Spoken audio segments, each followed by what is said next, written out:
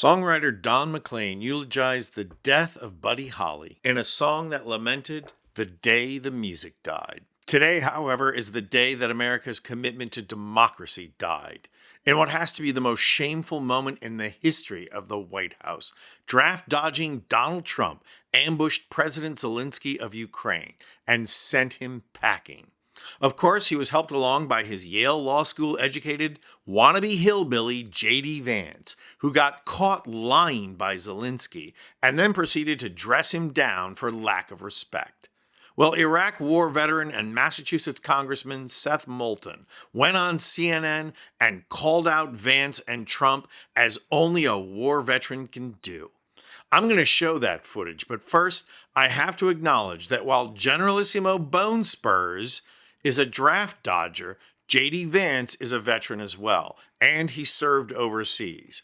And precisely because Moulton is not as well known as Vance, I should give some background. So let's just look at how both our veterans served, shall we? Here's Wikipedia's summary on Vance's service. After graduating from Middletown High School in 2003, he enlisted in the United States Marine Corps, serving as a military journalist with the 2nd Marine Aircraft Wing. During his 4 years of service, Vance was deployed to the Iraq War in 2005 for 6 months in a non-combat role, writing articles and taking photographs. He attained the rank of corporal, and his decorations included the Marine Corps Good Conduct Medal and the Navy and Marine Corps Achievement Medal. So, Vance served as a journalist. Now, I'm not going to insult that. Al Gore served in the military as a journalist as well. And besides, I have no right to criticize anyone's service, because I never served. But I will compare Vance to Moulton. Here's Wikipedia on Moulton.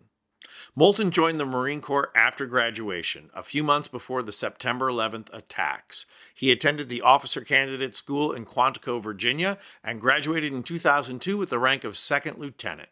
He served a total of 4 tours of duty in Iraq, from 2003 to 2008. Moulton took part in the 2003 Battle of Nasiriyah, leading a platoon that cleared a hostile stronghold. In that action, he went to the aid of a Marine wounded by friendly fire, and for his actions was awarded the Navy and Marine Corps Medal for Valor. Moulton was active in combat against insurgent forces in Iraq, including the 2004 Battle of Najaf against the militia of Muqtada al-Sadr. Over 2 days, he fearlessly exposed himself to enemy fire as his platoon was pinned down under heavy fire, and then directed the supporting fire that repelled the attack. Now you decide which of these men served with valor and fought for democracy, because fighting for democracy is not something JD Vance does well. So when Seth Moulton calls out Trump and Vance, he has a right to. Watch. Just cut to the chase. The President of the United States is a coward who is Vladimir Putin's puppet. And the Vice President of the United States is a pogue and a coward who is Donald Trump's puppet. And so what we just witnessed was a meeting in the Oval Office between 2 cowardly puppets and a hero.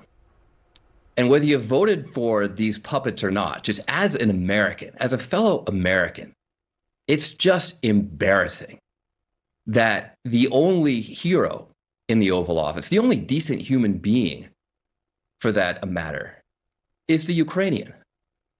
I mean, this administration is going to go down as an embarrassment to American history. Congressman, I wonder if you think that President Zelensky could have handled it differently, the way that some of his European counterparts and Emmanuel Macron and Keir Starmer did, and perhaps been more deferential to Trump and Vance. Seriously? You have to ask yourself, is this journalist throwing a softball to Moulton, or is he really just trying to cover CNN from the wrath of Trump? Watch Moulton's response. Deferential to what?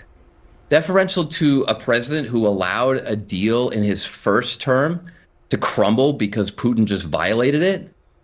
Deferential to a vice president who didn't even bother to visit Ukraine? I hardly know anyone in Congress who has any view on national security who hasn't been to Ukraine during this war. Deferential to a draft dodger who's our commander-in-chief? Zelensky doesn't deserve to be deferential to anyone in that Oval Office. In fact, I kind of wish he'd put them in their place a little bit stronger. I mean, this is just truly, truly embarrassing. And the vast majority of my Republican colleagues in Congress completely agree with me. They know the truth here. They're just too scared to say it themselves.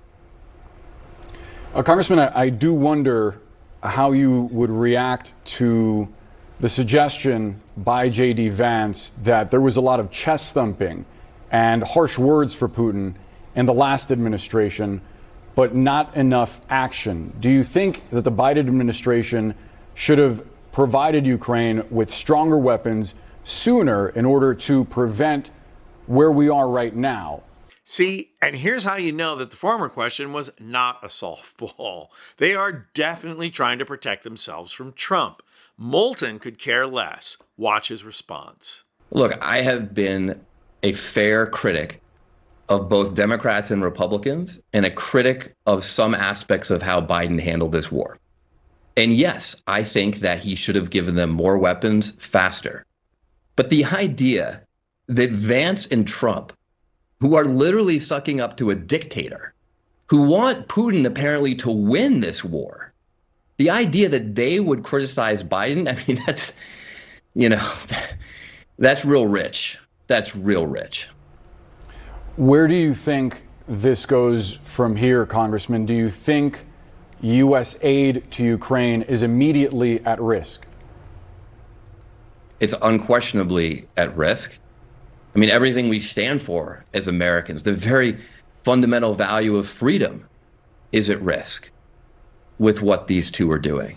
So Moulton is not even remotely considered a leftist Democrat. AOC and Jasmine Crockett, he's not. We don't need him to be AOC or Jasmine Crockett. What we need is someone who can speak to the heartland, someone who can project leadership, someone who can protect our American values, like putting democracy first. My advice to Democrats is the next time you try and get into a government building being closed off by one security guard, send in Seth Moulton. I'm Anthony Vincent Gallo for Occupied Democrats.